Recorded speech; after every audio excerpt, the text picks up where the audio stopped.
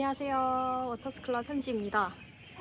오늘은 제가 많이 듣는 질문에 대해서 답변을 한번 해보려고 해요. 많이들 저한테 물어보시는 게 우원면직한 게 두렵지 않냐, 학교 밖으로 나오는 게 두렵지 않았냐, 뭐 그런 말씀을 많이 물어보시거든요. 그래서 오늘은 제가 두려움에 대해서 한번 이야기를 나눠볼까 해요. 두려움에 대해서 다들 어떻게 대처하시는지도 궁금하거든요. 저는 제가 두려울 때 보통은 몸이 좀 굳더라고요. 이게 뭔가 빠르게 선택을 해서 이 상황을 벗어나야 되는데 이 선택을 하기 전에 몸이 굳어서 이러지도 못하고 저러지도 못하겠는 그런 기분을 많이 느꼈어요. 그러니까 가령 뭐 학교가 안 맞아 라고 하면은 학교를 나오거나 아니면은 학교 안에서 뭔가를 할 수 있는 걸 찾아보거나 뭐 이런 식으로 해야 되는데 그거를 선택을 하지 못하고 몸이 굳는 거죠. 그러니까 만약에 야생에서 왜 사자를 만나면은 이렇게 오금이 저려가지고 굳는다고 하잖아요. 사자의 울음소리를 들으면. 그런 것처럼 몸을 못 움직였던 것 같아요. 그래서 오늘은 제가 그렇게 두려운 상황을 마주했을 때 어떻게 했는지를 두려움 노트 사용법을 설명을 드리면서 한번 이야기를 나눠보려고 합니다. 네. 우선 본인이 무엇을 두려워하는지를 명확하게 적을 필요가 있어요. 그래서 나의 두려움은 하고 노트에 한번 적어보세요. 나의 두려움이 뭔지. 예를 들어서 저의 두려움은 퇴사하는 거였어요. 그리고 그거에 대한 날짜랑 두려운 정도도 제가 적어보았습니다. 네. 가령 두려운 정도가 100%라고 해보죠. 그렇게 해서 한 문장으로 썼는데 두려운 이유를 더 적어봐야 돼요. 저는 단순히 퇴사하는 게 두렵다라고 했을 때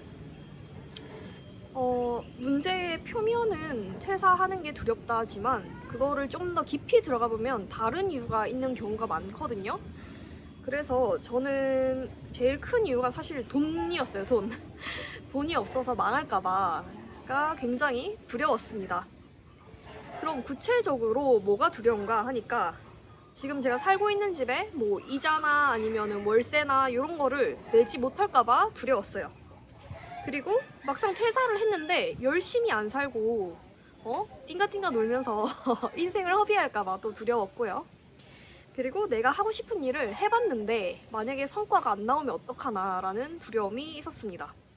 그러면 그 두려움이 진짜로 근거가 있는지 그게 진실한지를 살펴봐야 돼요. 그래서 저도 이제 그게 진실한가, 나의 두려움이 진실한가를 떠올려 봤어요.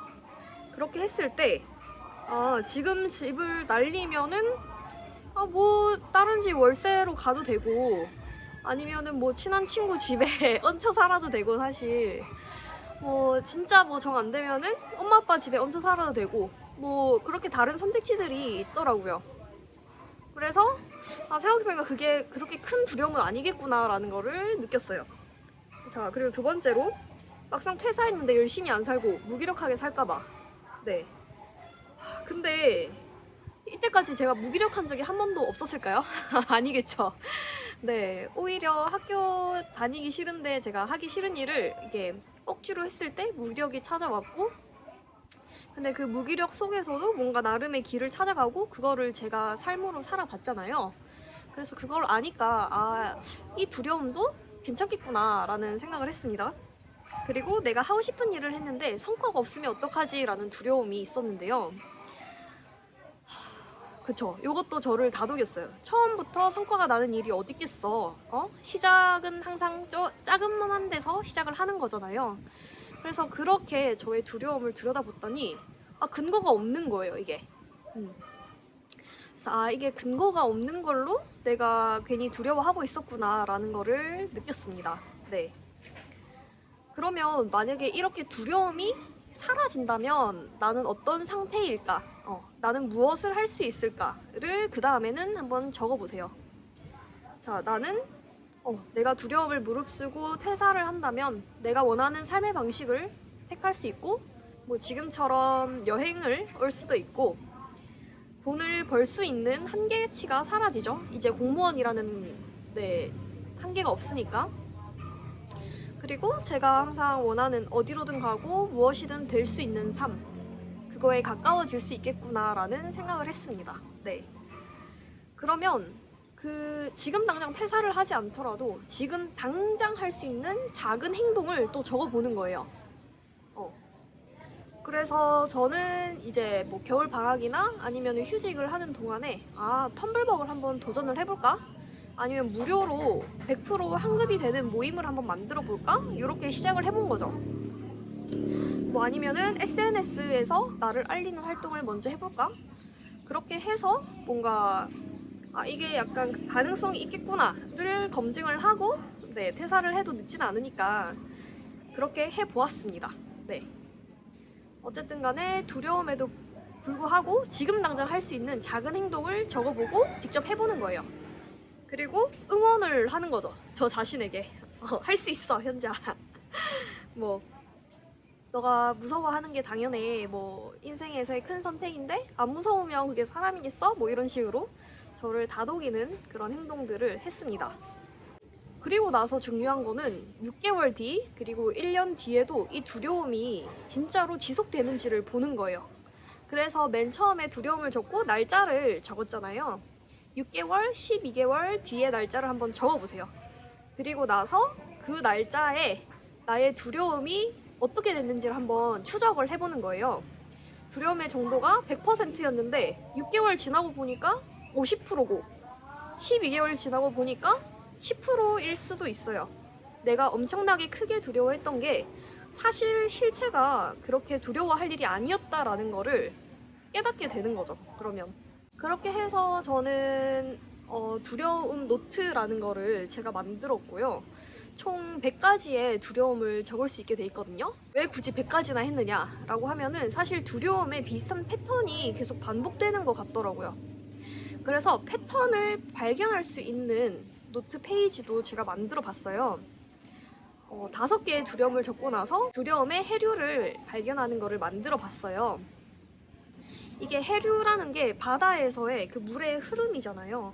그것처럼 어떤 상황을 마주했을 때 이게 조건 반사적으로 두려움이 확 일어나는 그런 신체적 반응, 정신적인 반응들이 있더라고요.